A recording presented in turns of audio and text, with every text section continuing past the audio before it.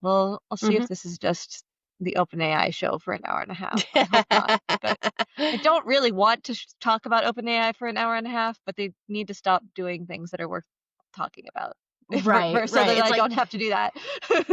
yeah, like maybe if OpenAI stopped doing such like weirdly exceptional things, we'd stop talking about OpenAI so much. But no, that's a challenge that they seem to be incapable of Yes. delivering Well, on. by design, I think. I think Sam Oh Altman yeah. loves doing weird things that people talk about.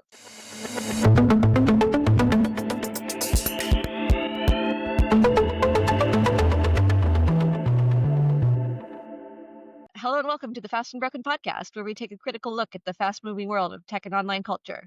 I'm Carly Rector, a software engineer and startup founder who worked at Amazon arguably before it was shitty, at least when it was less shitty. And I'm Teresa Kramer. I'm a semi-pro voice actor, MBA student, project manager who worked at AWS before it was shitty. And so we both have that experience at Amazon before it kind of went in a direction. Yes. Or at least like earlier on the trajectory of the direction. Like there was definitely a Yeah. trajectory. And I was at Amazon for 13 years. So I saw a good portion of that trajectory. Yeah. But yeah, we have Amazon as our final topic for today. So our Yay. agenda today is we'll talk hopefully not for like an hour solid about OpenAI. We will talk about OpenAI's announcements from Dev Day, particular apps in ChatGPT. And then we'll Hmm. talk about many developments with Sora since we talked about it last week. Yep. And then we will talk sort of more broadly about circular funding deals, the OpenAI and AMD deal from this past week, and also just more generally, because there's been a bunch of interesting reporting on that this week. And then we will talk about Amazon and Enshittification and Cory Doctorow's book on it, which came out this week. Nice. And there was an excerpt on Amazon in particular in The Guardian that we can talk about.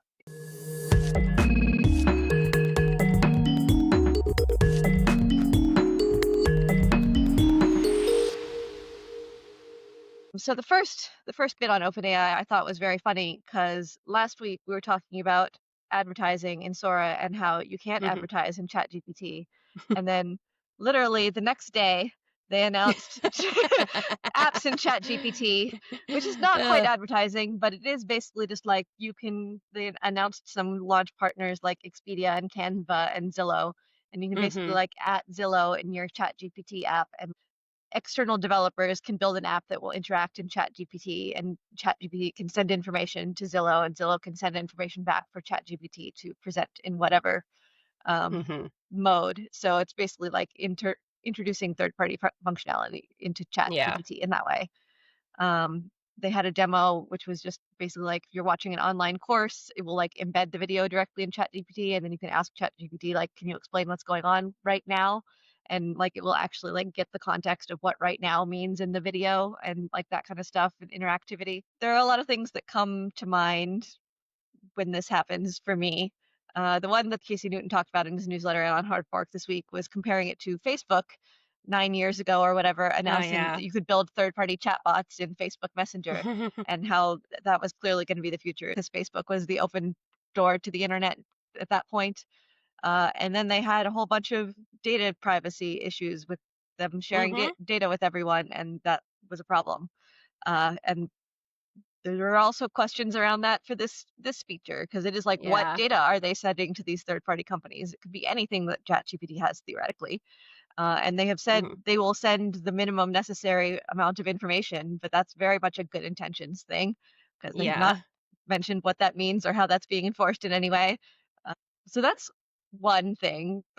Yeah, yeah, I know. It's like that's not quite advertising, but it pretty much is advertising. Like where my brain is going is they seem to assume that people really want to talk to chatbots, but also it's like people do seem to want to talk to chatbots. So I don't know, like I'm very not the audience for this. And so I'm just kind of Yeah. like, does this actually bear fruit for you? Are they assuming then that like they're just gonna get people kind of like booking like with like people are asking ChatGPT about travel stuff is like the idea that it's like, Yes. okay, well if you have the like Expedia thing in there, you can be just like, well, like Yeah. It will look up data in Expedia and it will yeah, send you through yeah. Expedia, and by a like path of least resistance, you'll use Expedia, I think is the idea. Right, Yes. right, yeah, which I don't know. I like, it seems like it's not like the worst AI thing that I've heard of, but it also is just like it's very like capitalism, you know?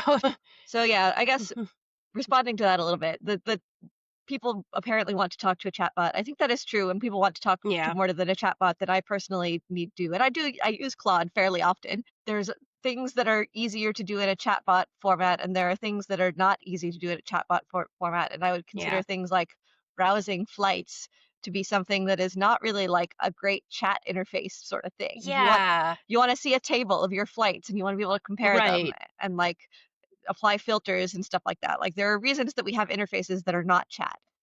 I'm actually reminded, like, when I was, job hunting earlier this week, Indeed has this little chat bot now where it's like, "We'll help you with your job hunt," and I was like, "Okay, let's see what this does," and it's like, gave it the parameters that I'm looking at in my job hunt, and it was like, "Here's 3 results," and I'm just like, if I just went to your normal site and put in these same parameters, I would get pages of results that I could then browse through more easily. Mm, And the chatbot's like, "How did I do?" And I'm just like, "You did terribly because you're not the interface for this in a way." yeah. I suppose like it could be beneficial in that sort of like in the specific context of like Expedia and like travel planning and stuff like that. Like it could be beneficial in that context of like, oh, I want to go somewhere and I don't know Yeah. where per se. And it's like these are the Yeah. dates I'm vaguely looking at, and this is like the areas that I'm vaguely looking at, and Mhm. this is my budget. I feel like that's when it can kind of like offer assistance with And when your requirements or like your yeah, requests are kind of abstract and you need yeah, some amount of interpretation to get it to like a search query that is actually going to be useful. Like right. that's that's the reason why travel agent is like one of the canonical AI agent things that they always talk about you being able to do is like plan me Yeah, a week trip to Paris or whatever and it like finds you activities and things like that because it's just yeah, there's a lot of stuff that you just don't want to do yourself there. yeah, So like yeah. theoretically, yeah, like if you want it to be a travel agent for you, then yes, I guess that works well, the Expedia thing. If you want to actually Mhm. like I look at flights to go to my cousin's wedding on X date exactly and I want to be able to compare prices, I don't think that's the Yeah, like, right I don't interface. think the chatbot's the right interface for that. You know, it's like, even in that context of travel planning, I worry very much that it's, like, going to just create whole cloth out of nothing. You know, it's Mhm. like tours that don't exist or flights that don't exist and stuff like that. One of the really like, you know, um, revolutionary things that AI does is come up with new things. From its Mhm. inputs, it generates something that is novel. In this case, I don't want AI to make anything novel when I'm asking it for like travel plans. You know, I want it to look at the available options and make the right choice, but I don't think that's something that like we necessarily need like an AI engine to do. I feel like that's really more like a recommendation engine or like a really Yeah. sophisticated search algorithm, you know? I half agree with that. I think the other Mhm. thing is one of the big benefits for the AI for me is not really the generative new part thing, but the Mm. translation capability of it being a Yeah, language yeah, I model. suppose so. Yeah, So, yeah. like, in the Expedia search thing, the way that I could see that being most useful is if it's not really doing any of the logic itself, it's just, like, listening to your natural language and converting that to, Mhm. like, a search query like structure Yeah. Mhm. specifically so you don't have to go and like decide on the search filters, especially if like you're not a particularly advanced user of the internet. Yeah, I suppose Like so. being able to do that in like natural language and search and then it getting the results back and it showing you like exactly the attributes that you care about and not like a big complicated Yeah. table. Like things like that where it's just like translating information from one format to another per whatever format works best for you in the time. Like that is useful, I think. Yeah. My the Mhm. problem is like and this will segue to my second point is Mhm. I don't this is a third party app and I'm not sure I trust all third party app developers to understand exactly what the right interface is Mhm. for this that is going to be helpful. Yeah. Um, given that people do seem to just be like everything should be chat now. Like it can be helpful to be able to describe things in natural language and not have to do things in a more complicated way, but Right. also interfaces other than chat are useful for reasons like just being able to see things in a Mhm. interface that you're familiar with and that you can see things in a detailed way is nice. So, Yeah, um, yeah. I like, not to I feel like, you know, if it was like I'm going to give you, like, all my, like, parameters in natural language, and then you're going to translate it into, like, a filtered search Mhm. that I then, like, go to the external site and look at that in a format that is more geared towards, like, viewing results. That does make sense for me. Yeah. It's like, I guess I can see the value in Yeah, that, and but it it's mhm. it could even embed basically like the external Yeah, table in the chat. Like some of that is right. available to like be embedded within ChatGPT, so you don't even have to go to the website. Is the idea because they basically want ChatGPT to be your new interaction with the internet. Like you don't have to open your Mhm. web browser; it just all happens naturally. But yeah, Yeah. the rest of my segue here is the other analogy other than Facebook that always comes to mind is Alexa skills. Mm, Because Alexa skills is basically exactly the same thing, which yeah. is Mhm. again, you're talking to your Alexa and you can say, so what are the flights for blah blah blah blah.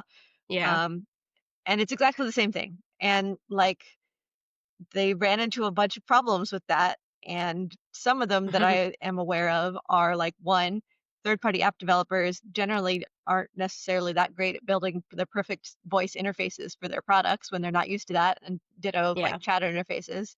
And therefore, you end up with things that are just basically extremely simple lookups and not anything very useful and like, exciting. sophisticated, yeah.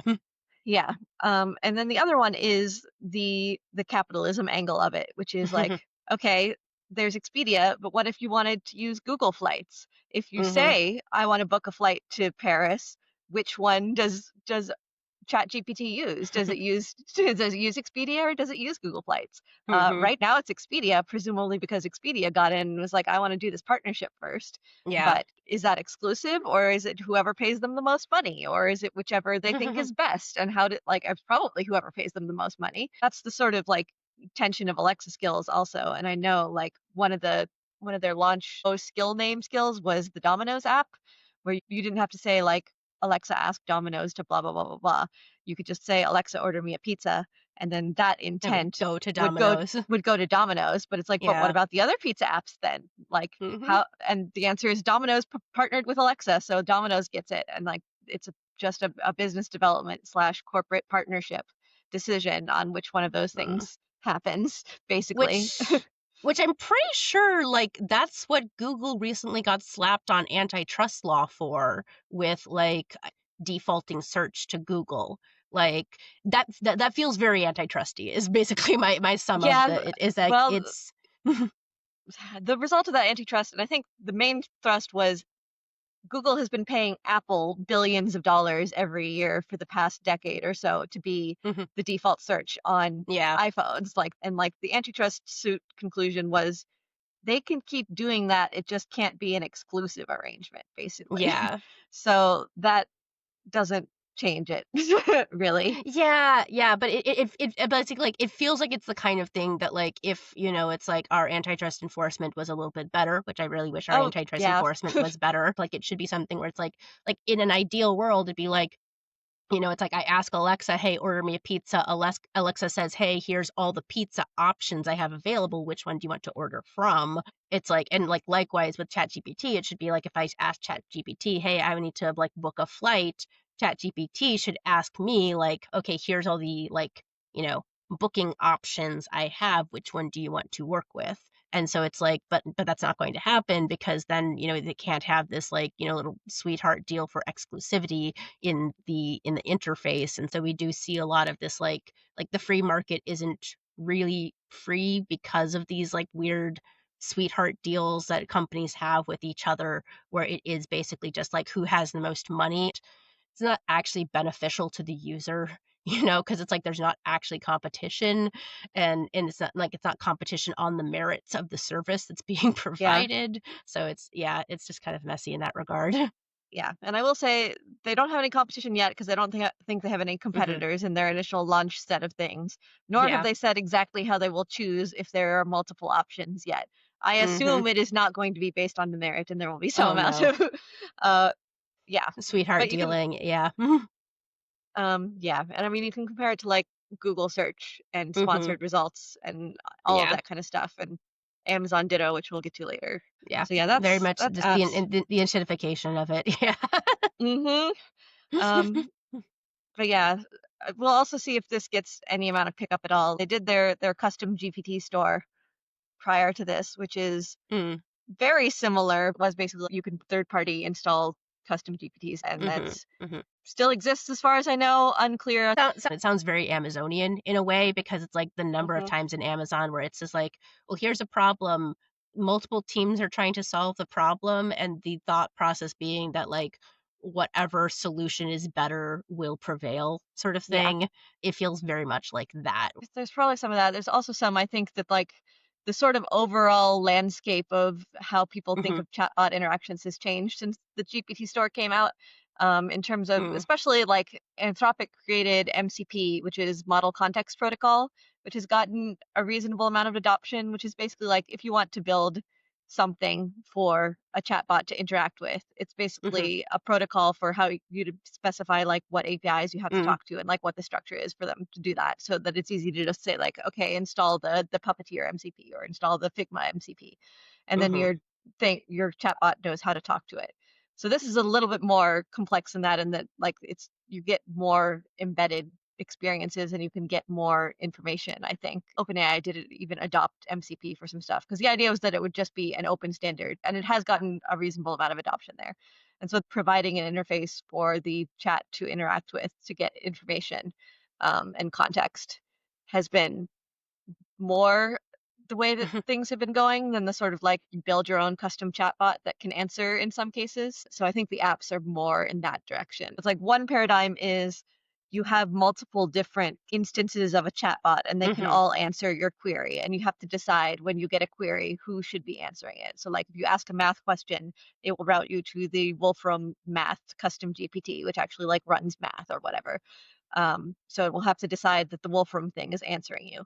Whereas the sort of MCP or app model is there's still the core ChatGPT chatbot that is answering all of your questions.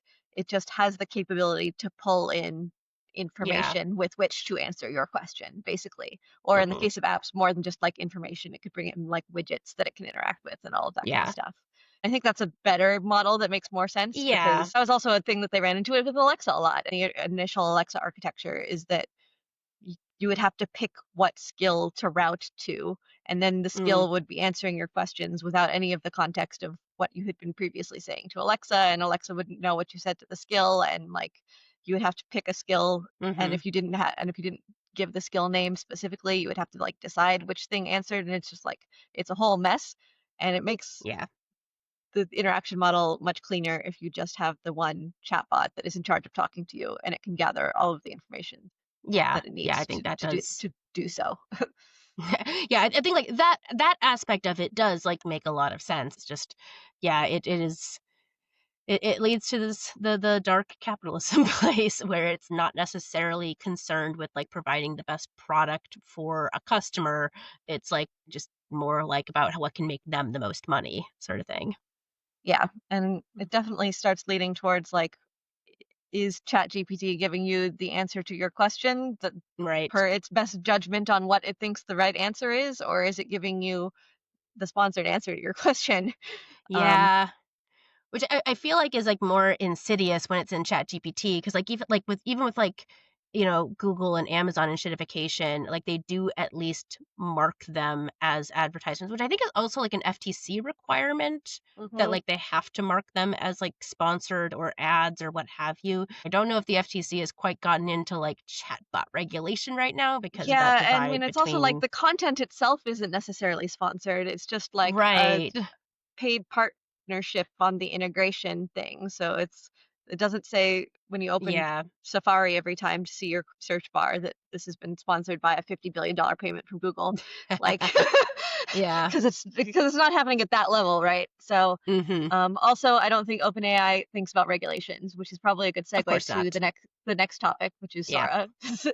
Let's um, go. Okay, so let's just do a speed run of some stuff that has happened in Sora in the last not even week since we last recorded. So we mentioned last time it launched. It hit the top of the App Store last week. I forget. It Mhm. still is at the top of the App Store. They had mentioned that they were going to do co- opt-out copyright requests, right? So Mhm. that you basically you could generate anything you wanted unless you had to come in and like specifically opt out every one of your pieces of IP individually. So that's where we left it last week. Since then, there's tons of copyright infringement on it, as you would expect. Mm-hmm. This 404 Media article we have is titled OpenAI's Sora 2 copyright infringement machine features Nazi SpongeBob's and criminal Pikachus.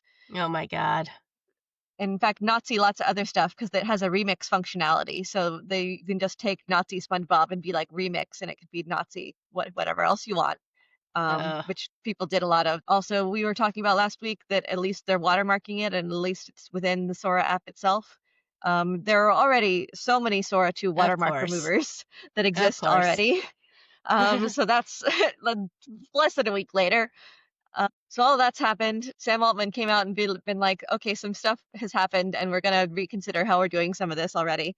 And in Mm-hmm. particular, they're gonna give people more control over their characters and how they're generated. He had a quote that I was like bizarre to me. I mean, not bizarre, but like I was very incredulous to read it. Not in the sense that I actually didn't believe that he would think this, but it's just it was ridiculous. But he was basically like, it was a surprise to me that people would want more granular controls over their copyright versus just like don't do anything with it or do anything you want with it.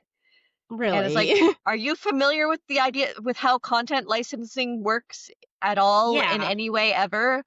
I did this for my tiny startup where we looked at like say Redbubble that has a fan art program and they have some Yeah. properties where you're just allowed to make content on Redbubble with their IP if you want, and they get a cut of it because it's a licensing deal, A. Mm-hmm. But B, they have a set of guidelines that are like, don't do anything offensive or vulgar. Don't try and Mm-hmm. promote your own products with it. Like, don't remix it with any other third-party IP. Like, that's pretty standard. It doesn't Yeah. take that much investigation for you to figure out that that's how companies like to deal with their IP. But Mm-hmm. Sam Altman was just like, how could we possibly have predicted this? Oh my God, what an idiot. Um, so that was a comment, but then as of yesterday, they did lock it down more and say like, okay, we've Mm. prevented people from generating copyrighted characters, just kind of like universally now, Mm-hmm. such that apparently most of the content on Sora as of approximately yesterday is people complaining about not being able to generate anything because it hits their content guidelines. Um, Surprise. yes, and then also there's been some quotes from Hollywood and talent Mm. agencies and stuff like that being like, absolutely not. What are you doing? Yeah. Yeah. Basically, Yeah. which I say emphatically, but here's an actual quote from the Creative Artists Agency from this CNBC article, which says, they questioned whether OpenAI believed that, quote, humans, writers, actors, artists, directors, producers, musicians, and athletes deserve to be compensated and credited for the work they create. Or does OpenAI believe that they can just steal it, disregarding global copyright principles and blatantly dismissing creators' rights, as well as the many people and companies who fund the production, creation, and publication of these humans' work? In our opinion, the answer to this question is obvious, the CAA wrote. Yeah, because you can't just be like, we're going to use Yeah. your copyrighted information unless you tell us not to. That's not how copyright works. Like, that's never No. how copyright worked. That's ridiculous. Yeah. Anyway, but apparently they thought they could just do that and it's still the top of the App Store. Although it is more locked down now. Yeah. But yeah, I mean, like deeply unsurprising that like Altman, who is like somebody who has built an entire freaking like product off of copyrighted works, thinking you could just use it, is like, what do you mean copyright has like consequences for my actions? I can't actually do these things. It's like he's not the only person at OpenAI, right? Did no one at OpenAI be like, what about copyright? Like, guys? like, yeah, no, it's like, oh my God, that's such a like a rookie mistake. Sam Altman's post was also just like, we are struck by how deep the connection between users and Japanese content is! Exclamation point, says the Sam Altman blog post, Oh my God. which means there's a lot of anime characters on the Sora app, Yeah, yeah, which which means like good luck launching that app in Japan ever, because Japan is like a lot more strict on, yeah. strict on their copyright like enforcement and stuff like that. Like, I don't know. But yeah, there's a bunch of other quotes in the CNBC. The Motion Picture Association issued a statement urging OpenAI to take, quote, immediate and decisive action Yeah. against videos, which they did. Again, they locked it down. But then Disney, by a person familiar with the matter, sent a letter to OpenAI saying it did not authorize OpenAI to copy, distribute, publicly display, or perform any image or video that featured its copyright works and characters, and wrote that it did not have an obligation to, quote, opt out of appearing in Sora or any OpenAI system to preserve its rights under copyright law. So Disney here being like, excuse me, that's not Yeah. how copyright works. Yeah, and Disney would know. Disney wrote half of our copyright laws. Uh-huh. So it's like, oh goodness. It's like, it just strikes me as so stupid, like just so Mhm. utterly unaware of how the world works. And it's like how utterly detached from the world, like from just like content do you need to be to like not realize that's how copyright works? Yeah, I Like, mean, I'm ah, sure he knows that. I'm sure he like yeah. is aware. I think he just doesn't think it applies to him and he can get away with just doing whatever. Oh, yeah. Um, I feel like, to be fair, OpenAI has gotten away with doing whatever a lot of the time. I Yeah. think they got a little bit out of it over their skis on this one though, because they went quite far. Nazi SpongeBob and criminal Pikachu's. There was also, like I mentioned, people were making a bunch of Sam Altman because he left himself open. There was also Sam Altman grilling and eating Pokemon. And Mm. Sam Altman saying, "I hope Nintendo doesn't sue me," and uh, just yeah.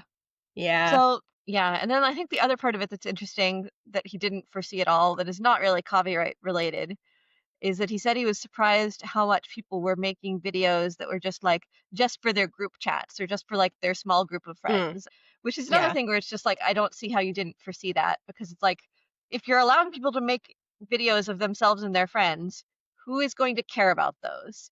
Like Right. probably not the million people on the Sora app, probably just those people. Yeah.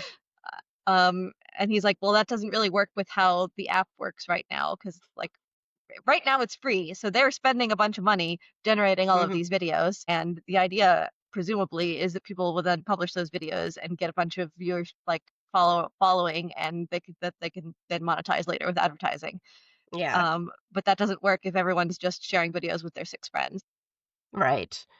It's so weird. Like, it feels like you have kind of forgotten like how people actually like to use social media, which is like you talk when we're talking about like children's access on the internet and stuff like that. It's like, what are a lot of kids doing on TikTok? They're talking to their friends. Like, Yes. they're interacting with their actual social group of people they know, because that's actually what people like to do a lot of the time. And it's like, it's like, and it's even like that's how things go viral. Things go Hmm. viral because people share them with their friends and with other people who are like, oh, you'd get a kick out of this. That small community group is at the heart, I think, of all social media. And if you fail to recognize that, it's like, what do you think you're doing?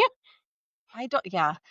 And like this is why Sora is succeeding and Vibes is not, right? Because Vibes does not Yeah. have those like social with your friends features where you can make Hmm. videos of your things. So yeah, Yeah. yeah. For more on this topic, Taylor Lorenz's book "Extremely Online" is a history of all of the online platforms and how Hmm. none of the tech bros in charge of it really understand what is making it work, why the how the content creators on their platform like engage audiences and how people actually interact with each other. Um, That's so freaking wild, because it's like it does it like I mean, I guess, like, it does take like, a degree of humanity's awareness to, like, kind of be like, "No, people are social creatures, people like to interact in communities," and, like, a lot of the big, like, creators online, it's like they're big because they have a community. It's like, it's because people find commonalities like, enjoying this content, and it's the community that kind of, like, drives them to this mhm. stardom. That small personal group of people is the foundation of a social network. You're not social with strangers in the same way. And it's like, yeah, like sometimes you find strangers, but usually, like, when you're finding strangers on social networks, it's because you have a commonality with them. Yes, I was going to say, for example, through fandom of perhaps Yes, copyrighted media. exactly. Just how Yes, we met, yeah. yes. But yeah, like So that's the second half of that is like, okay, if you're making videos of yourself and your friends, that only has a yeah. small audience of your friends, but has a larger audience. The answer Hmm. is other things that people are familiar with, Yeah. which in our current media landscape is copyrighted. mostly. Yep, So mostly. God, I continue to just kind of like ascribe to this belief that like the people like at the top of these companies are just so detached from reality that it's quite frankly scary. Like, Sam Altman, do you not have friends? Do you not know how friends work? Like, it's like I was I'm actually just saying. I was actually in an exec meeting at Amazon once where there was an argument between two fairly like high up people over whether people ever like typed into their phone or just clicked buttons because we were trying to do talking about some sort of like recommendations chatbot or something, I Yeah, think. And yeah. one guy's argument was like, no one ever just like writes text. They only press buttons. And like because it had gotten pretty heated by that point, someone else's response to that was, "Have you ever talked to a person?" Yeah. Yeah, it's like you're really telling on yourself there. It's not a good look, my friend. My People God. chat on their phones all the time. Like, Yeah, all the time. And my parents are like, oh, kids these days always on their phones. And I'm just like, yeah, what do you think they're doing on their phones? They're talking to their friends. Kids these days on their phones are on their phones because the phone is how they interact with their peers. It's yes. like mind blown. It's it's social interaction. We are social creatures. How do you fail to understand that when it is such a fundamental part of being human? Like, oh my God. Yeah. And again, like, clearly someone at OpenAI understands this a little bit better because they did do Yeah. better than Vibes. There was a quote from Yes. someone at OpenAI was that, like, we have noticed that social platforms have migrated further away from, like, friends, and we wanted to actually, like, have some social aspects in this and not just have it be a slot feed. That's not what they said. But they wanted it to actually like have fun social interactive features and not Right. just like you follow the content mill basically. Yeah. And that was how they felt better about it, about making their AI slot content mill, is that it at least had some social connection features in it, Yeah. which I think like again it's better than Vibes in that way. Yeah. So, No, but yeah. still just like amazingly not thought out. Like Mm, these are not new lessons that they need to learn. These are lessons that have no. been learned by the internet over the past 20 years, many Yeah. times. Mhm. So, I, No. Yeah, it's just that absolute, like, arrogance of, like, "Well, if I don't know it, it's not important," kind of thing. It's just like, "Oh my god, how do you like, who's giving you money?" Like, "Oh my god, I everyone. just can't believe everyone, apparently, because they're all in on the scam." It's just so weird. Yeah, maybe that's a good segue though, because our next topic is about who's giving who money. Yay.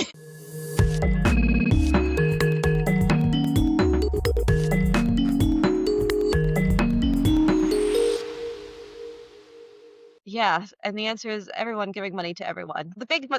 This news in particular this week is a deal between OpenAI and AMD. Mhm. Context: OpenAI, like we talked about before, thinks they need like $1 trillion worth of GPUs in the next GPUs and data centers and etc. Yeah. to expand their compute over the next few years. They made like $100 million deal with NVIDIA a little while ago. Basically, like NVIDIA invests in OpenAI, and then OpenAI is like, okay, we'll give you that money back for chips. More recently, they had a deal with AMD, who is also Mhm. like a chip manufacturer and is like Yeah. distant second place from NVIDIA on building GPUs.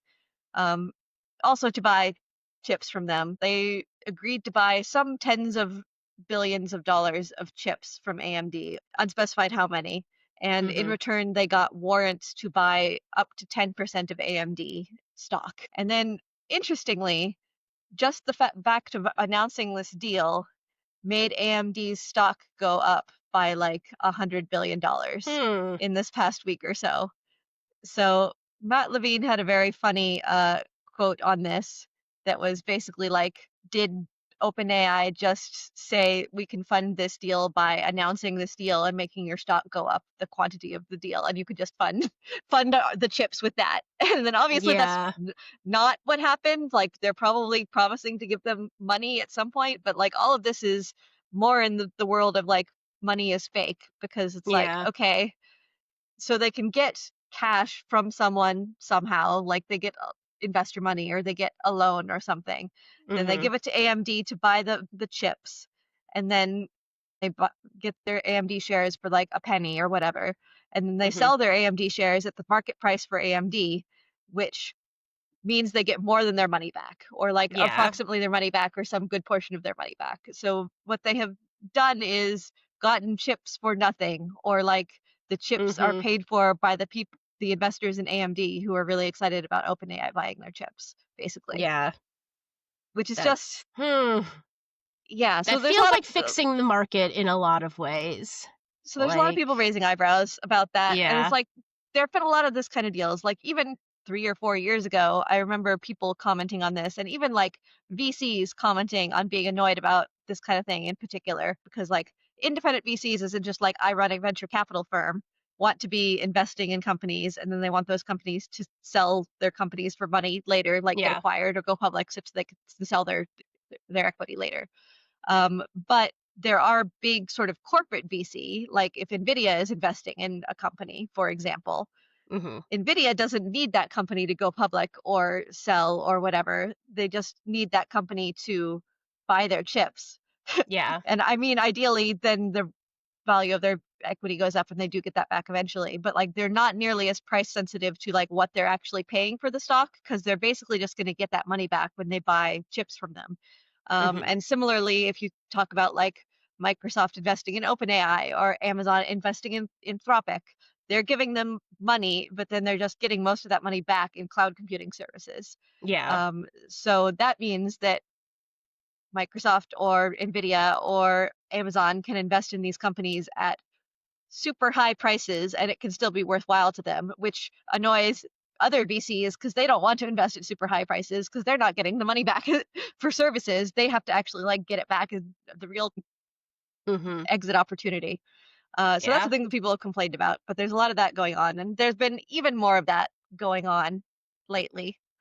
Uh, Such that there was this article in Bloomberg this week that had a great diagram that I'm going to actually screen share here for our video users.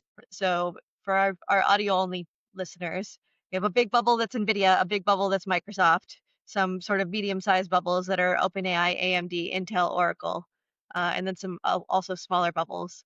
And then lots of lines between all of these bubbles that are represent hardware, software purchases, Hmm. investments, services, or venture capital.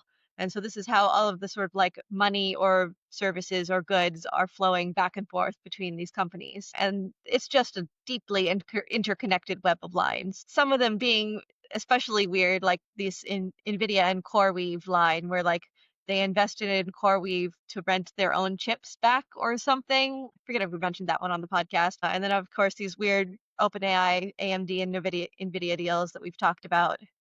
And then the more normal one that you see a bunch of times here, which is that there are VC investments in a company and then they purchase hardware and software back from the person who invested them, which you see a lot of places here, the pink and green Yeah. lines. So basically, it's just like if this is all going around in circles like this, is any of this money real? Yeah, I would argue no. Like this looks like, I mean, a bubble. It looks like a bubble. Like quid pro quo stuff. It's like it's very like, oh, you do this for me, I'll do this for you, and like no money is actually changing hands. It's just, like it's making the companies look good so that investors will want to buy, and then like that like bolsters the stock price, and then that like creates the imaginary money that they need to kind of like feed back into this weird machine. It's like, god, its money is so fake. It just it's like Yes, it's like so that's the thing is like fake. that's how it works, but also that's how a lot of companies work is like they Yeah. will get investment that is like looks like real money but actually is just like I mean it is real money in the sense that like at some point money is going to be transferred from an account to another account,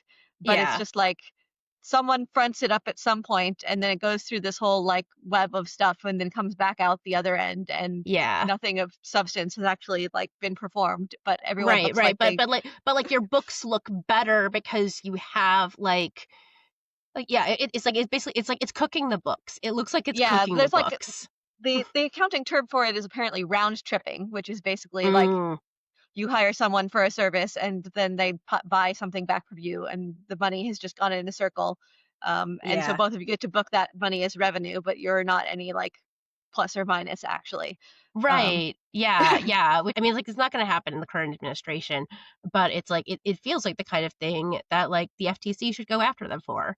Just because accounting has a term for it doesn't mean that it's, like, a good accounting practice. yeah, it's an accounting term for a thing you're not supposed to do.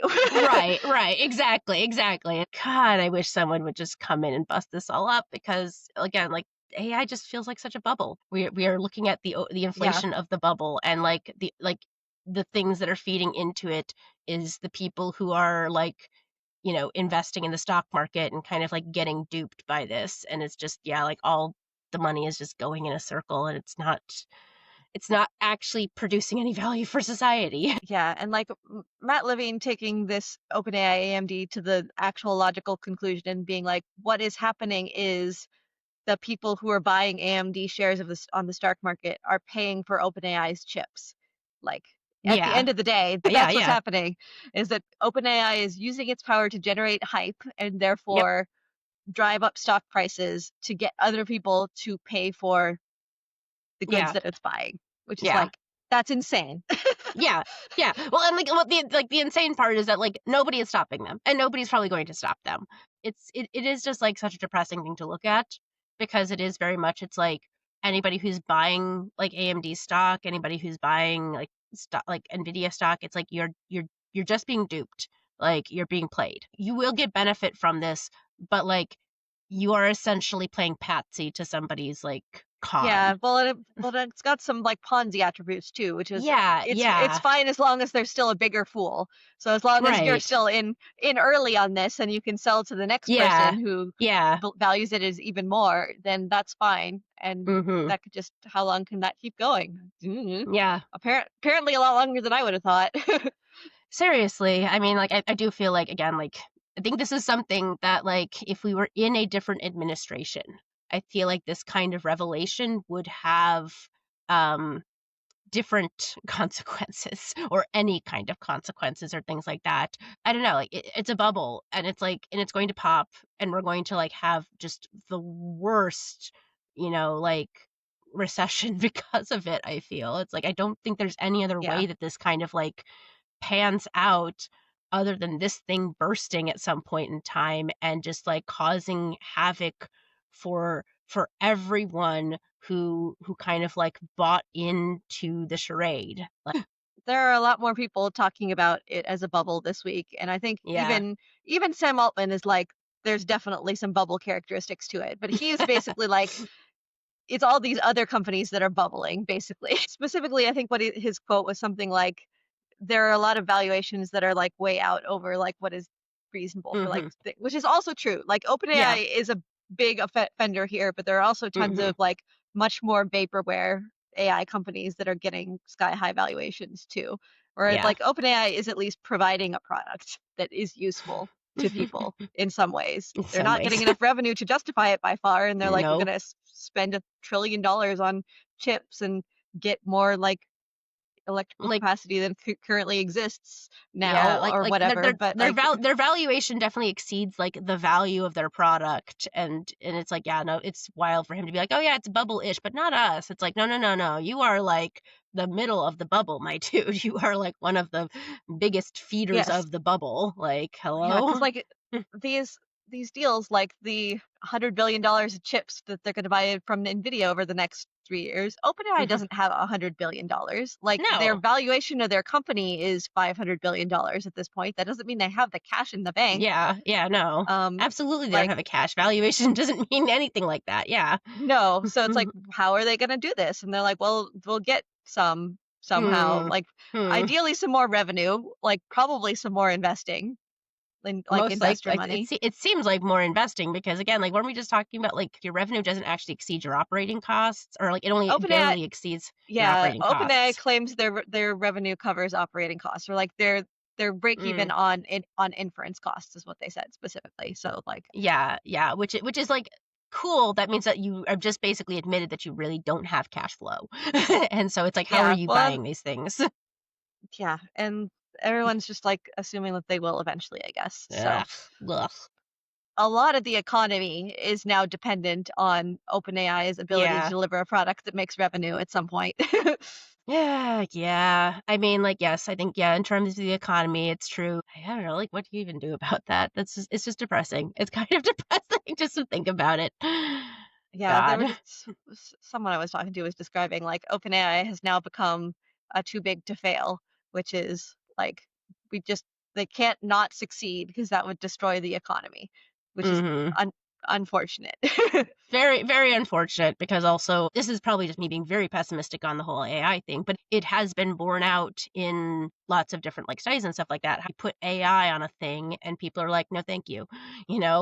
So it's like, yeah, you're too big to fail. It's, well, got bad news for you, buddy. Especially with like them fucking with Disney and stuff like that. It's like you are poking a bear and like you're poking a mouse, It's like, There was another story this week that mm, didn't make it into our list about OpenAI trying to figure out how to buy insurance for mm, the risks mm. of AI. The risks of AI, mostly in this case, meaning copyright lawsuits. It sounds like, Yeah. but Mhm. uh, and they were working with this insurance company for like a $300 million coverage, and realizing. First of all, someone gave a quote being like, "No, the number is much lower than that." And second of all, that's not going to be anywhere nearly enough to cover their copyright lawsuits. As we saw, Yeah. Anthropic's had their 1.5 billion settlement, so 300 million Yeah. is not enough. So they're talking about doing their own like self-insurance captive vehicle Mm. thing where they just like set aside some probably Money. billions of dollars to settle all Yeah. of their copyright lawsuits or presumably other things, other lawsuits that are going to be sent to Yeah. them. But again, Yeah. if they get billions of dollars of investment, they can do that. So God, it's like, yeah, would you like to invest to pay my lawsuits? Because that's a very promising business venture, I don't know. I guess I shouldn't be surprised because that's what people have done with like Trump. It's like it's kind of the society we live in where it's just like, oh yeah, I'm fundraising so I can pay off my lawsuits. And people will be like, yeah, good on you. yeah, flipping back a little bit, like again, I think that AI has real value. The thing about the Mm, crypto bubble is the crypto bubble was complete nonsense. yeah. Like, crypt blockchain offered nothing to almost every situation in which we were talking about blockchain. Like AI, I do think offers more things in more places. Like Yeah. it's still stupid what people are trying to do it, maybe like at least 60 to 70% of the time, but it's Mhm. not like 99% of the time like it was for crypto. So Yeah. it's better question mark. Yeah, like, again, it's not, like, the worst, it's just everybody who is using it and everybody who is, like, championing it is so detached from reality that it's like you're not looking at the where places where it is actually good because you don't perceive those problems in society where it could be a benefit. You're so caught up in your own weird idiom of this thing that you want it to just be like, I don't know. It's just, Yeah. uh, it's so shitty. Yeah, on the Hard Fork podcast, where they are generally pretty pro AI and talk about Mhm. how it's cool and use it a lot themselves. But they were also talking re Sora and Vibes and all of the AI slop apps that they think it's really bad, and Yeah. it particularly bad just like from a PR perspective, because if you're Mm. talking about like we're building AI for the good of humanity or whatever, that's not what that is. Yeah. And it's like Definitely not, no. why are you doing that, and why are you alienating basically everyone with this app that you're doing full of copyrighted slop and stuff like that, and like getting a Mhm. huge amount of backlash on it. Yeah. And they also pointed out that there is still people who are not doing that, like Anthropic Yeah. does not have any video or image generation capabilities whatsoever, and is Surprise. not doing that, which is like they're the only ones apparently, because there's obviously OpenAI with Sora, and then Meta has their Vibes app now. Yep. Google Gemini and their VO3 video generator, Mhm. they added some of that into YouTube lately also. And then Mhm. obviously XAI has their anime boyfriend, girlfriend, Yeah, yeah. companions, or whatever, and all that kind of junk.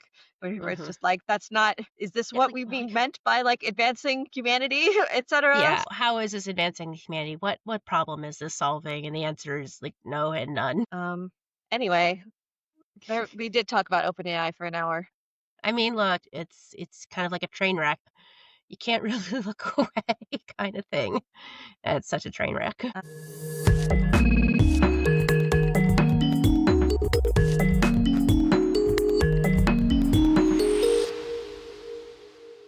let's segue to our last topic, which is not about OpenAI mostly. This segues somewhat from talking about antitrust law also, that will come Yeah. up again here. Cory Doctorow has coined the word enshittification, which is basically describing the arc of how online platforms start good and then become bad, basically. Looking at this article, he says the natural history of enshittification. 1, first platforms are good to their users. 2, then they abuse their users to make things better for their business customers. 3, next they abuse those customers to claw back all the value for themselves and become a giant pile of shit. So he talks about this in relation to a number of companies right now, but Mhm. Amazon is a big one, and Yeah. there's a excerpt from his recently released book on enshittification that was published in The Guardian this week.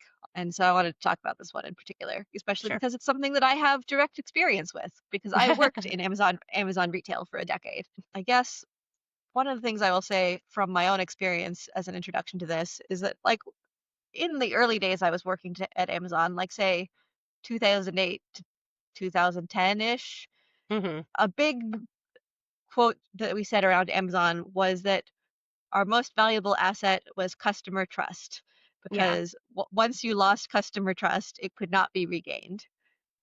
And I don't know if anyone still thinks that at Amazon at this point because they've lost all Nope. the customer trust and that doesn't seem to matter. So, Yeah. um, which is back to the sort of like antitrust topic, which Yeah. is one of the biggest shifts in how antitrust is treated in recent years. That is saying that like monopolists a monopoly is only bad if it's creating bad results for the end user, basically. Mhm. Amazon being able to provide a better service and lower prices for customers is fine. And it's only if they are taking advantage of their status as market leader to screw customers over that it becomes bad.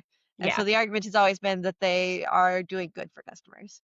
And maybe arguably they were at the beginning. Like I would argue that they were more at the beginning in the sense that Yeah. like that's why people started using it all of the time. It was really exciting for people to be like, oh, I can just like go buy literally anything and it will be at my door in 2 days, basically. That is an actual service that was provided that people appreciated.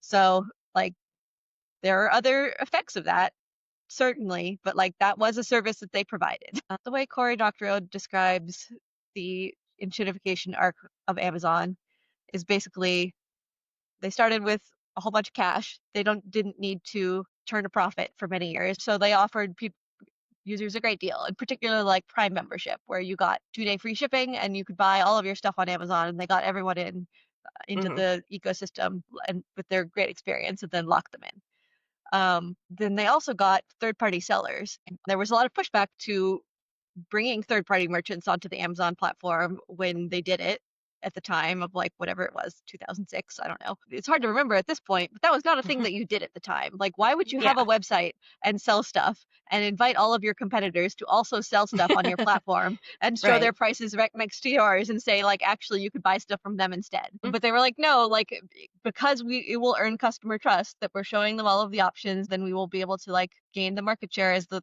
platform, etc. And Yeah. like we Yeah. can consolidate customer reviews, for example, because if everyone's buying things through our platform, they can review it here, and we'll be like the authoritative source of being able to tell like how well these products are reviewed and things like that. So like Mhm. all of that did work out that way, more or less. but then, but then, But then. then Amazon had to actually make a profit. Is Mhm. the main thing here. Part of this is I don't know that I necessarily agree with Cory Doctorow's arc in its specifics because I don't know if it's necessarily always just like good for everyone to draw something in, screw over your regular users for your business users, screw over everyone. Mhm. Um, I think it can go like that because it's easier to screw over your regular users than your business ones because you have an actual working relationship with them. But I think the Yeah. bigger driving factor there is VC funded, the arc of a VC funded company, which is like, I always think, for example, of MealPal, which is a startup that was you sign up for a monthly subscription, and for that you get a set of meals from local restaurants around your office at like a discounted price. So you'll get your like $14 lunch for only like $9 or whatever. And like the economics of that don't work out, not at the level that they were doing it, which was pretty heavily discounted, like almost like Yeah. half price meals and things like that. And someone on one of the Amazon mailing lists described this as VC subsidized lunch, which Mm. is basically what it is functionally, right? Because it's an early stage startup. They take in venture capital money. They run their service at a loss by discounting things deeper than like the actual economics. Uber did this too, notably for a long time also. Yeah. Um, and so basically, functionally, VCs are paying for the half of your lunch that you're not paying for, Mhm. which is nice to take advantage of when you want free lunch, but that obviously doesn't last forever because the VCs are not in this to subsidize your lunch. They're in this to get 10x return on their money. So Yeah. eventually, the company has to figure out how to get the VCs 10x return on their money. And so they have to turn that around and figure out how to extract money from a system that has not been designed to make a profit. In the case of Amazon, there's another interesting writing on Amazon is The Everything War, which is a book, basically a history of Amazon, by Dana Mattioli, who is a reporter who reported on Amazon for a long time and also interviewed a bunch of people for this book. And she talks a lot about in the time that Amazon was running at a loss, a lot of other companies were like, why in the world are their investors letting them run at a loss? Because if you were like Walmart or Mhm. Barnes and Noble or things like that, the people who owned your stock as Walmart or Barnes and Noble would not let you do that. You had to make money, whereas the people who were invested in Amazon were like, this is a hot new tech company. And sure, like it can take a loss for a decade and we'll Mhm. just believe that it will turn around.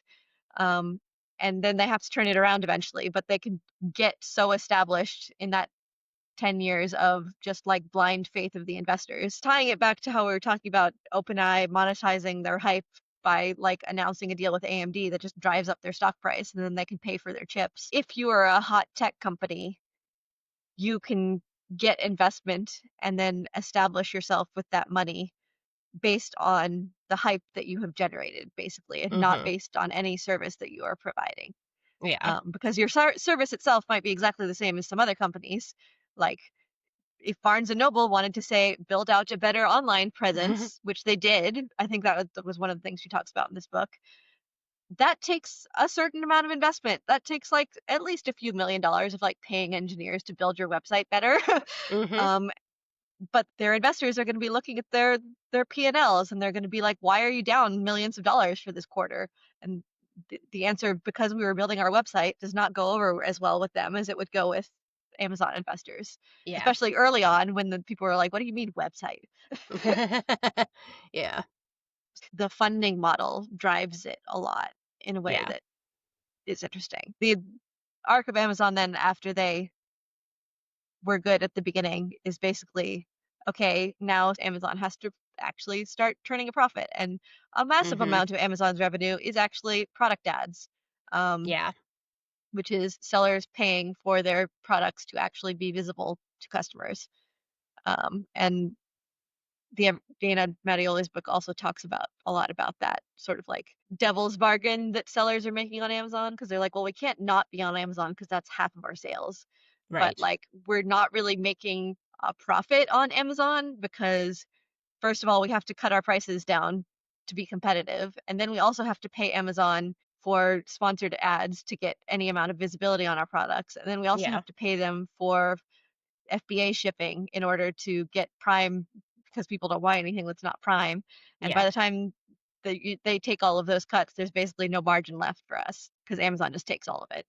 And then that's also a worse result for the end user because they're only looking at a bunch of sponsored results and Not the actual what they want kind of result. not yeah, because yeah. So that's how Amazon got where it is now. Yeah. No, yeah. I do think it's interesting how like the Guardian article that you were like mentioning does like and the idea of monopoly is only bad when it's bad for the users. And it's like if you are a monopoly, I feel like you become disincentivized of being good for the customers because the customer has no other choice.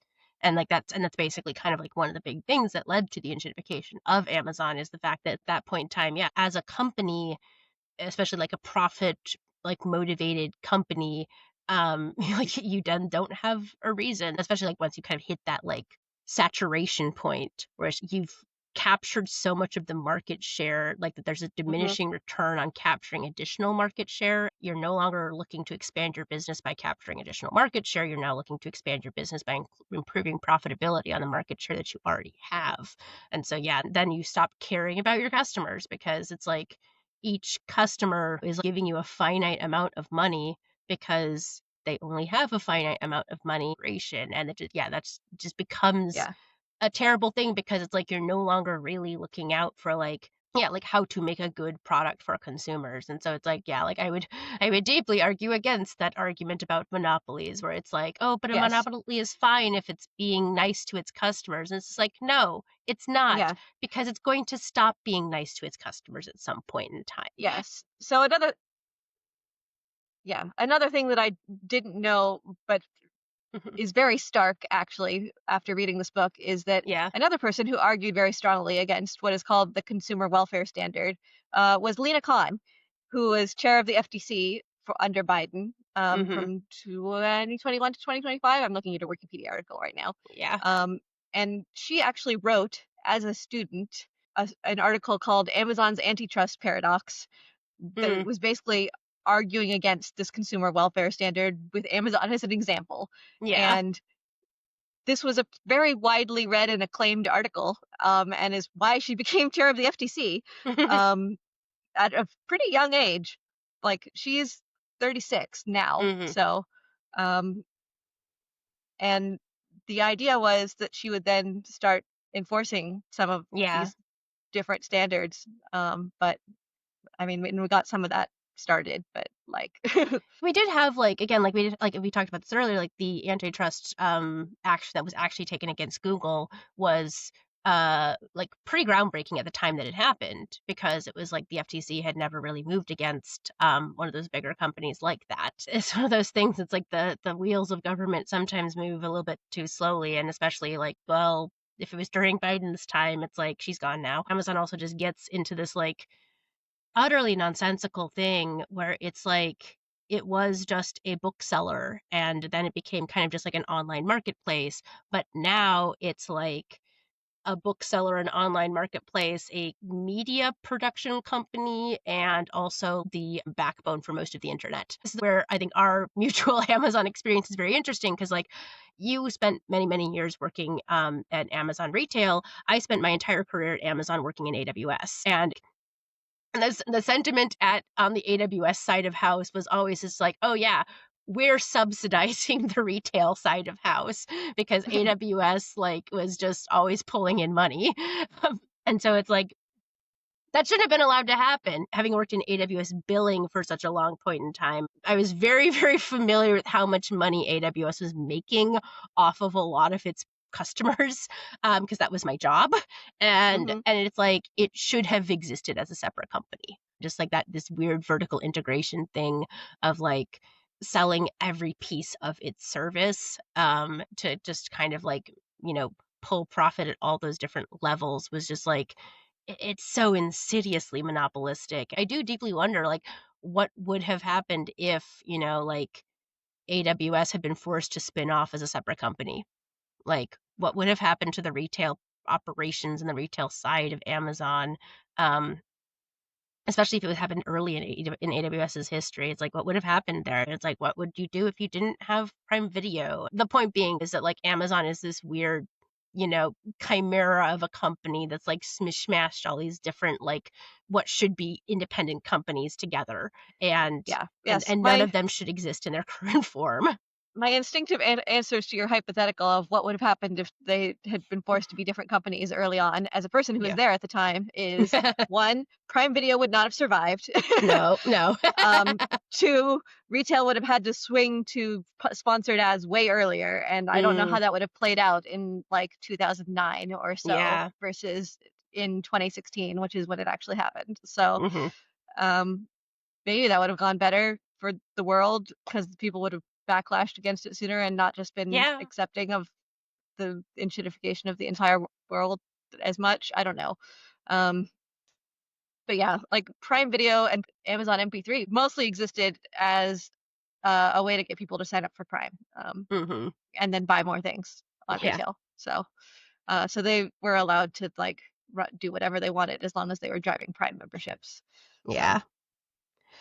But yeah, no, like, it is, like yeah, like, I think I don't know, I feel like it is, like, monopoly that is, like, kind of the root cause of enshittification in a lot of ways. The article is very on the nose of tying this into, like, the lack of FTC enforcement on monopolies in our current economy, and, how, like, that existence of these monopolies kind of, like, leads to this enshittification. It is very gross, and it is also but I think, like, in the terms of, like, like OpenAI and stuff like that, because I think that we don't really have a monopoly in the AI market at this point in time. I don't know, I don't actually know what the market share looks like for, like, Anthropic versus OpenAI versus yeah, it depends X, what area you're Meta, looking at, whatever. but like Mhm. Anthropic's a pretty strong competitor in coding, especially. OpenAI is definitely dominant, but it's like Yeah. OpenAI, Google, Anthropic are all up there. And Yeah, then like yeah. Meta XAI next Mhm. tier down. Yeah, yeah, so it's like like, because there's still a lot of names in that hat, I feel like we do kind of, to a certain extent, avoid that enshittification trajectory because, like, if OpenAI starts doing enough shit that makes its platform untenable or unlikable or unusable for people to, like, achieve what they use it for today, they have options. They can leave, That might be what leads to it bursting its bubble if they keep on in the pursuit of profitability, like trying to achieve an actual viable product. They create a platform that is so shitty that people don't want to use it, that people just go elsewhere. And then they start to lose market valuation. Like, that could be something that kind of bursts their bubble. But also, like, it's hard to kind of, like, suss that out right now because I do feel like we as a society have gotten so used to enshittification that, like, I feel like we just kind of accept it, you know? It's like it feels like it's kind of an inevitability. It's like, "Oh, yeah, of course there's going to be ads everywhere, on any product that I use," because that's just kind of the way the internet is these days. Yeah, I mean, I was gonna say, I don't know that we're hitting the enshittification part of the curve anytime soon with OpenAI, just because they have so much VC funding that they can run it at a loss for so long. Yeah. But I will caveat that with the fact that we were literally just talking about, are they on an enshittification trajectory at the beginning of this podcast with the Yeah. app stuff and being able to Mhm. bring apps in there and like having potentially like sponsored third party content for taking Mhm. the actual like relevant stuff. Like Yeah. again, unclear if that's happening yet, but that does seem like it could be on that direction. It could be on that And I will trajectory. also caveat that with yeah, they could run at a loss for a really long time, but like a normal loss, not a spending $1 trillion that we don't have on GPUs loss. Mhm. Yeah. So, like, I think if they were taking a more normal company trajectory, they could have another like 5 to 7 years before they had to hit we really have to make this profitable trajectory and just like run mostly at a loss with investing in new products and stuff like that. Mhm. I don't think that's what they're doing because they're like, no, we have to spend as much money as physically possible on AI as soon as possible. Yeah. Um, so I guess we'll see like that. Mhm. Yeah, I do wonder the appetite for kind of, like, patience that VCs have and how that might have changed from early Amazon days to, like, now, and this is me just speculating. I do wonder a little bit with people's patience these days seems to be kind of like a more fleeting thing, and so I do wonder if, like, VCs expect a faster return on investment, and if that's the case, then they have a smaller runway before I they need think to really start that is turning generally profits. true. I'm not sure that's Mhm. true for OpenAI. Yeah, that's fair. Like, but there's these different, like, factors in the market right now that I feel like could give them a much shorter trajectory to, like, when they really need to start turning profit, and that could, again, like, to point of, like, kind of the topic of conversation, speed this, like, enshittification thing along. Like, and if that happens before they have this dominant market share, what happens to their user base? Does their user base abandon them? Do they burst? And, do we Yeah. no longer have to listen to anything that Sam Altman has to say? Maybe, hopefully. Maybe that's my optimistic viewpoint of the situation. I don't think we're gonna have to stop listening to anything Sam Altman has to say for a while. Unfortunately, the whole Unfortunately. thing with investment in OpenAI now is like, okay, OpenAI's current valuation we were just looking at is $500 billion.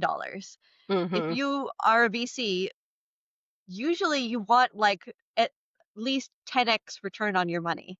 Yeah. 10x, $500 billion That's pretty hard is to get. $5 trillion, which I think is Yeah. bigger than like any company that currently exists. Yeah. So, Yeah. Like that's pretty hard to get.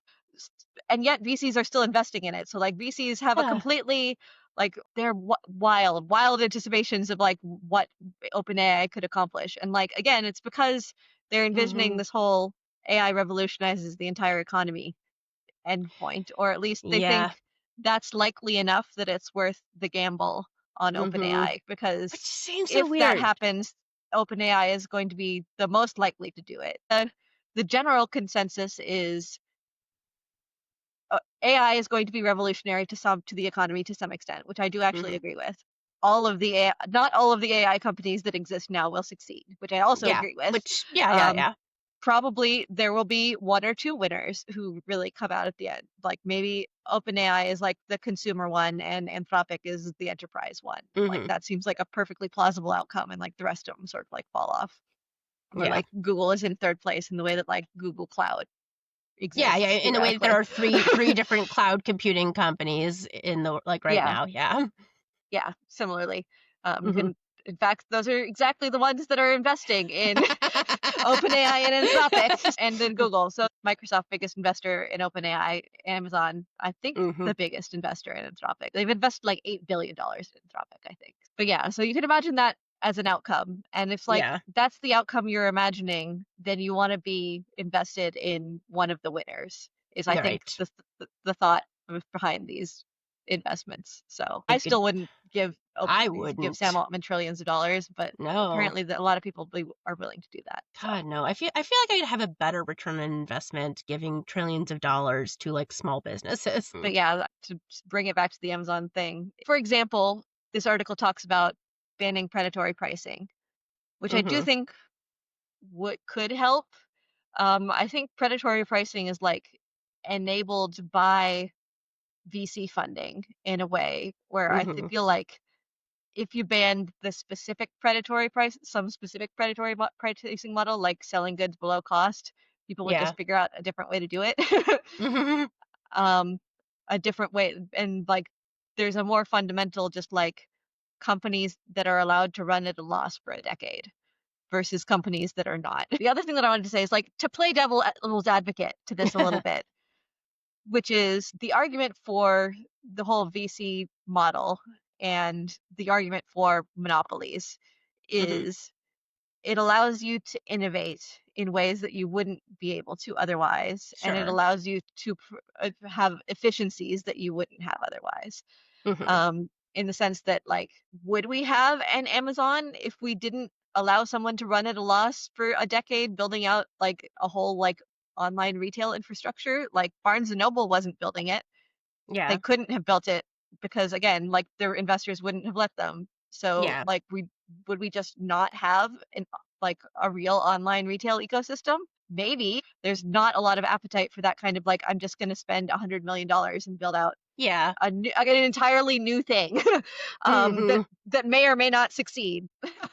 I mean, I um, would also argue that that's kind of like an issue with capitalism right now. This expectation of continuously increasing profit year after year. I think there's a wide difference between running at a loss and running at the profit margin that like, investors have like come to expect from companies. I feel like that also is a thing that actually stymies like research and development and innovation and stuff like that, because if you're always focused on the next quarter's profit margins, you're yeah, never well, going to like there's innovate. a huge like swing here, right? Because like in Mhm. the early stage of a VC funded company, you're allowed to run at a loss. You're not expected to show quarter over quarter profit growth. That's the whole thing, right? Early on in Amazon, the investors in Amazon were not expecting quarter to quarter profit growth in the Yeah, way that they yeah. were for other companies.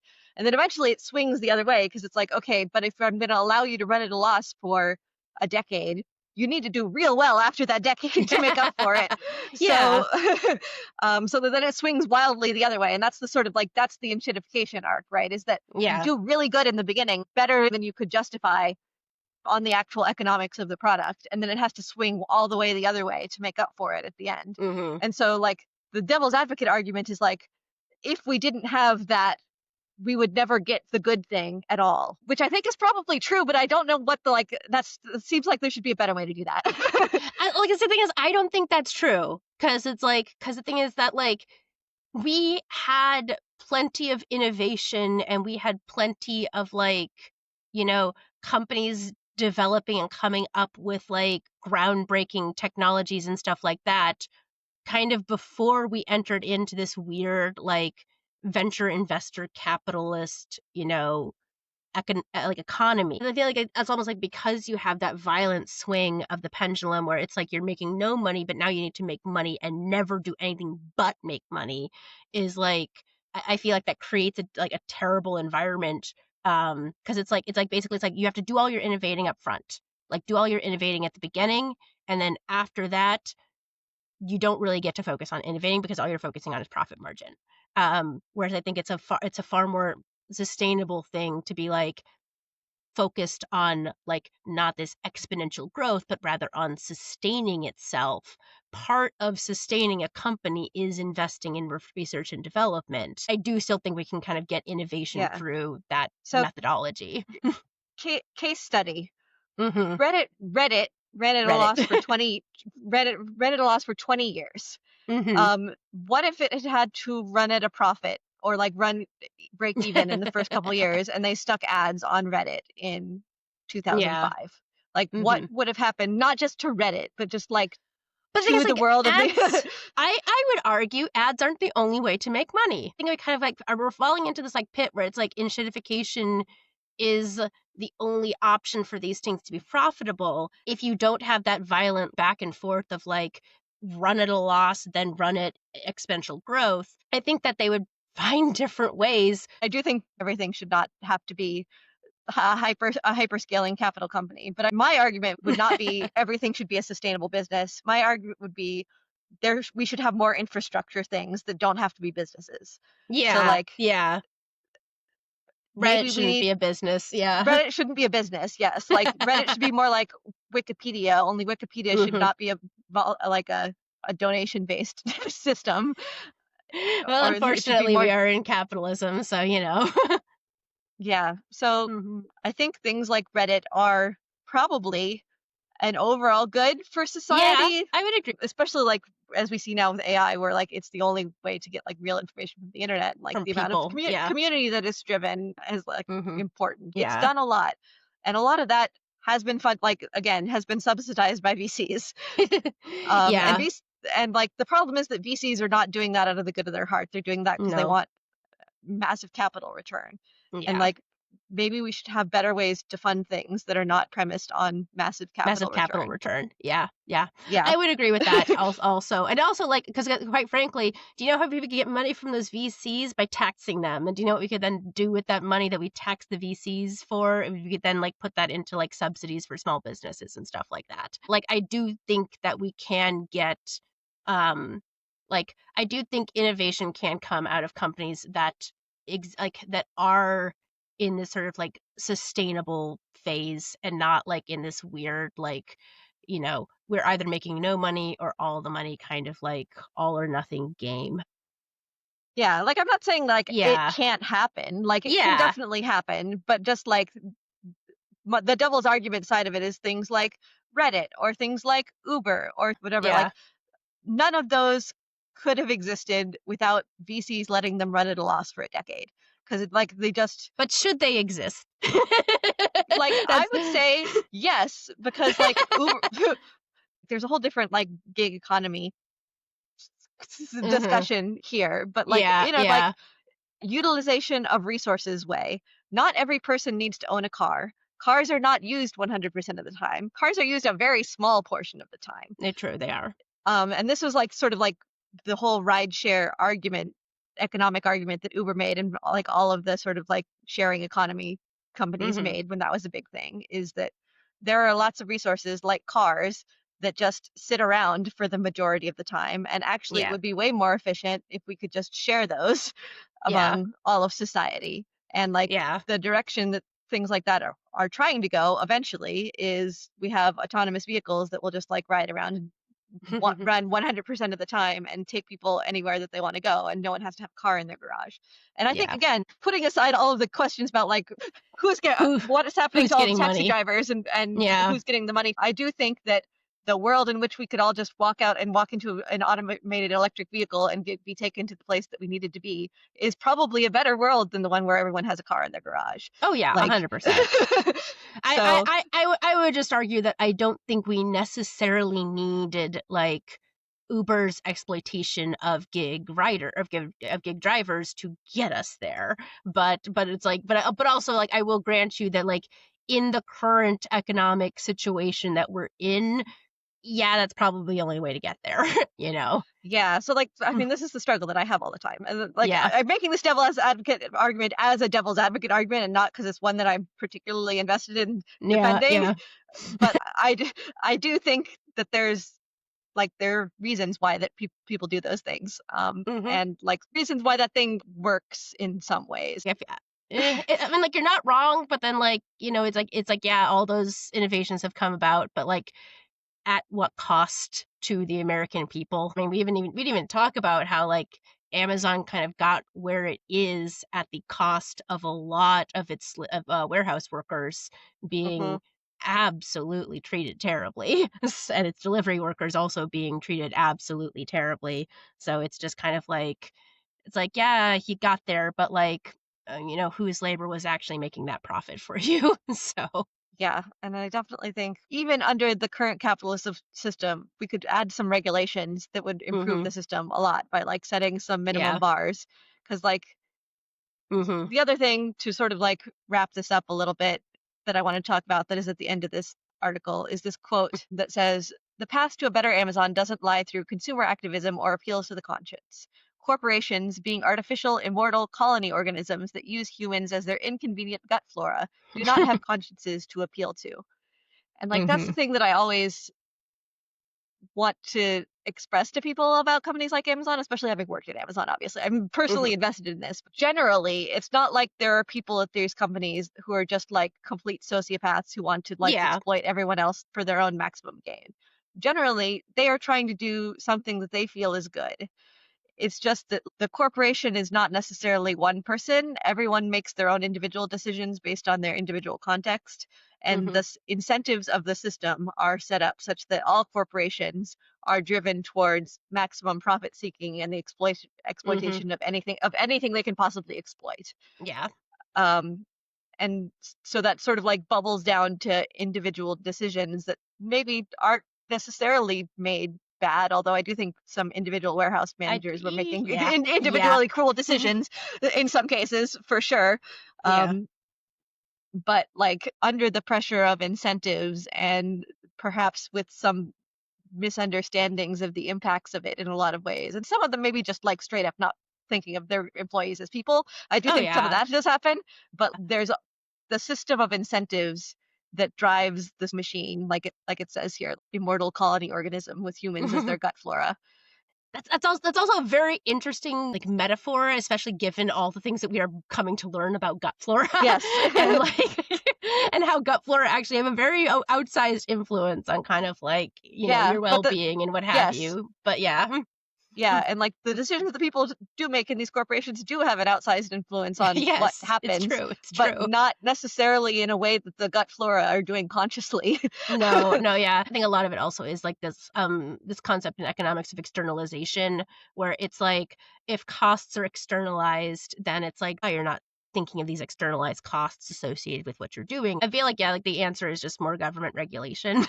You know, Hmm. in that regard, it's like, yeah, okay, fine. If you're thinking of corporations as these like colony unthinking things, you basically just need to create a disincentive for them to do the things that are bad because Yeah. you're not going to ever like convince the company to not do the bad thing unless you have made it untenable for the company to do the bad thing. But also it's like, I don't know, look at Altman and copyright laws. It's like, ugh, is that really Yes, working I out mean you for have us?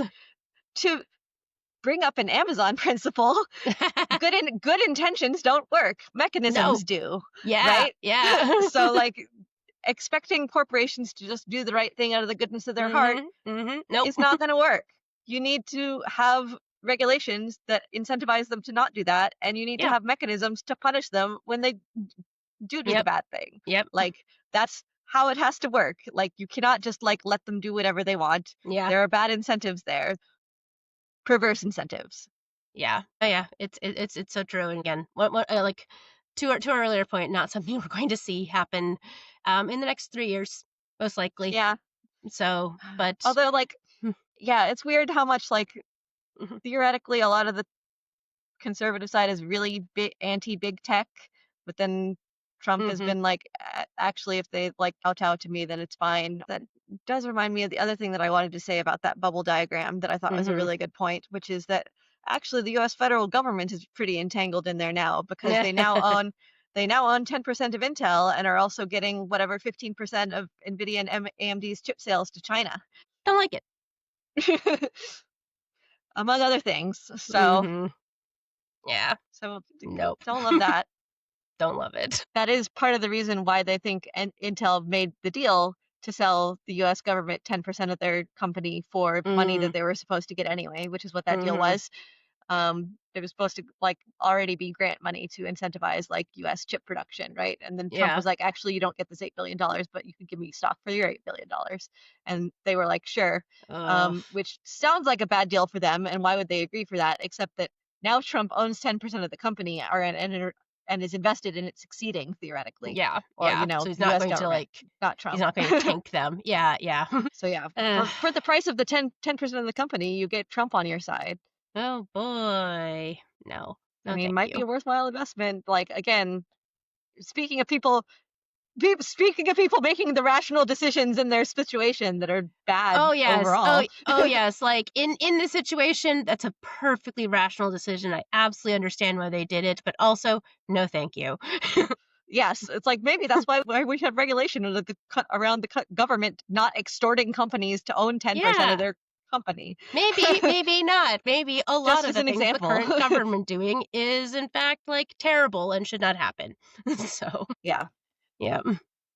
but yeah, a lot of the big tech company decisions re the current administration are very much just like, I can see why that's the strategic business decision for you under this situation. However, Mhm. other than Trump, you are some of the most powerful people in the world, and I really wish you had the spine to stand up to him a little bit more. Yeah. Yeah. Yeah. I did also read, to end on a slightly more positive note, question mark, about how Anthropic is also the only AI company who is not just kowtowing to Trump on Oh, good everything. for them. Good for them. Um, um, That's genuinely fantastic, and I do in fact love that. that's a low bar to clear, but Oh yeah, the bar's like underground a little bit, but at least you stepped over it instead of like digging yourself beneath it. yep.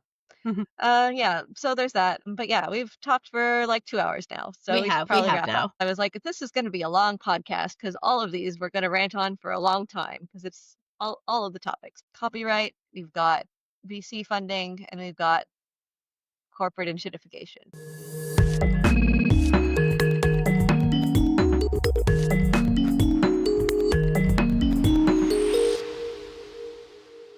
Thank you for listening to the Fast and Broken podcast. I'm Carly Rector. If you'd like to support my work, you can subscribe to my newsletter at carlyrector.substack.com. And I've been Teresa Kramer. If you want my voice on your products, you can visit my website at teresakramer.com. And if you enjoyed this podcast, please leave us a like or a review. See you next week. Bye.